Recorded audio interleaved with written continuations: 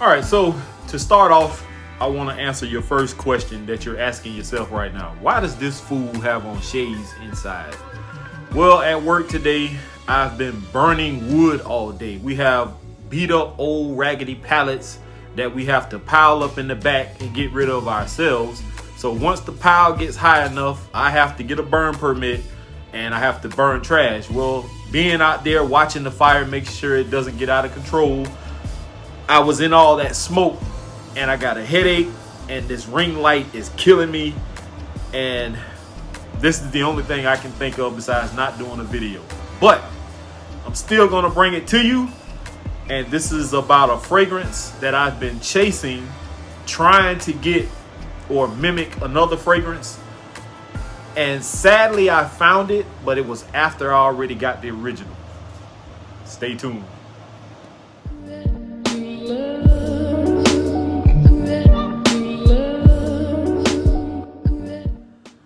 What's up, y'all? I am Keith. This is The Fragrant Life, and welcome back. For those of you who are brand new to this channel, thank you for stopping by. And hopefully you will choose to become a subscriber to this channel. And easily as tapping the subscribe button, there's an icon bell that's also going to open up. You're going to hit all so you get all content uploaded by me through this channel. Like the video, thumbs up, share the videos, be active in the comment section, and it doesn't cost you a dime. Isn't that lovely? So, what are we going to talk about in this video? Well, I was chasing in the beginning of my fragrance journey Bleu de Chanel. Bleu de Chanel was one of the most talked about fragrances at that particular point in time, along with Dior Sauvage. And at that time, I wasn't interested in spending 70, 80, 90, 100 and something, 200 and something dollars on fragrances. I just couldn't do it. I went to Ulta. I looked at those fragrances on the shelf. I smelled them. They smell fantastic. Sauvage, I really didn't care too much for, but Bleu de Chanel I did, but that price was ridiculous. And so I was chasing, trying to find a clone of it. And at that particular point in time, I didn't know much about clone houses, if at all. I don't think Sensual Obsessions or Dapper was around when I first started. So I couldn't choose those two companies as options. But for the most part, I did find one Perry Ellis fragrance, and I don't remember the name of it. But if I remember to put it up on the screen, then it should pop up sometime along in here. But that particular fragrance, it did have the vibe, quote unquote, of Bleu de Chanel. But it didn't have that strength. It didn't have that oomph behind it. And although I liked the fragrance, I didn't keep it. It just wasn't close enough. And then I found another one, which was by Cuba. And I can't remember the name of it, but I will look it up and I'll probably stick it up on the screen around in here somewhere. But it didn't perform well at all on my skin. I sprayed it on and maybe 2 or 3 minutes it was gone. So I got rid of that one.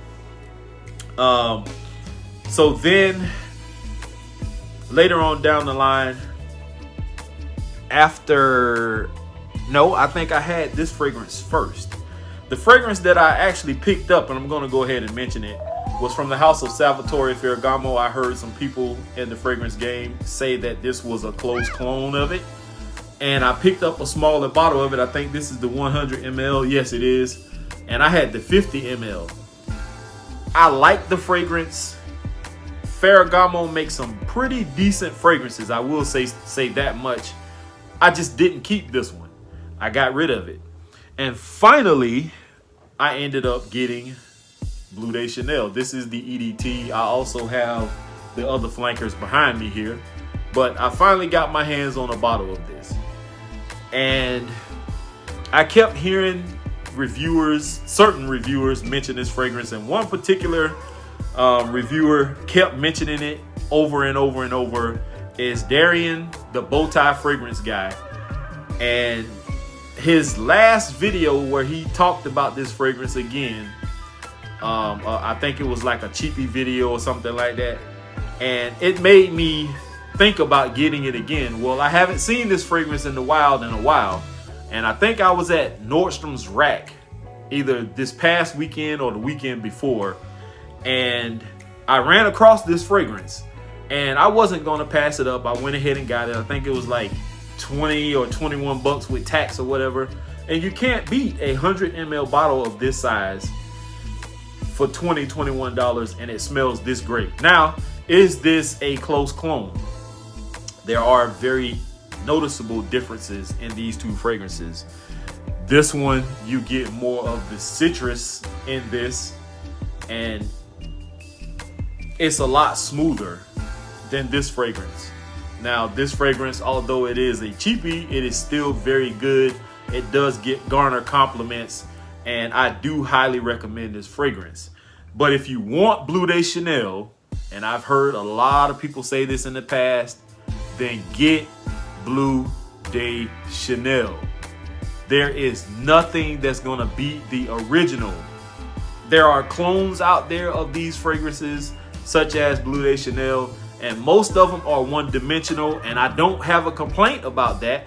But on the other hand, if you're somebody who is looking for stages, you're looking for something that's going to challenge you or take you through the journey of a fragrance, like the top, mid, and base notes, then definitely go with the original, because most clone houses only focus on one or two aspects. That is either the opening or the dry down. And sometimes that's just not enough for some people. And I think I'm starting to get to that point where I'm not looking for a one-dimensional fragrance, although there are some very good ones out there that I do still highly recommend. But if you want Bleu de Chanel, get Bleu de Chanel. Now, if you're looking for something that is Bleu de Chanel like, then definitely check out this particular fragrance. And it's very inexpensive. Now, I know a lot of people still to this day do not want to spend, 60, 70, 80, 90 and upwards on a fragrance like Bleu de Chanel. And Chanel fragrances usually do not, if at all, go on sale. So I understand. Now, how did I get my bottle? Well, this is a tester bottle, and I bought this from somebody on Macari. And it's basically a full bottle. They just didn't like the scent. I think they went with the Parfum or the EDP or whichever one. So this is the EDT. That is how I got this. So take my advice. If you're looking for an inexpensive Bleu de Chanel like fragrance, then definitely give this one a try. I'm not going to say, well, yeah, you can hit the rack stores. I think Darian, the bow tie fragrance guy, said he found a gift set of this. Actually, I found a gift set of this. I think I was in North Carolina. Was I in? Yeah, I was in North Carolina at, where was I at? Marshall's, I believe. And I seen a gift set of this, and it was like right after Christmas. I saw a gift set of this, and it was like $24, $25, 100 ml bottle. It came with some other stuff in it, which was a great deal. I just wasn't interested at the time. But hey, for the most part, not a bad fragrance. I do highly recommend this. Give it a shot if you're looking for a Bleu de Chanel type fragrance. Once again, that's all I have with this fragrance, y'all. So thank you once again for watching this video. Thanks for the support.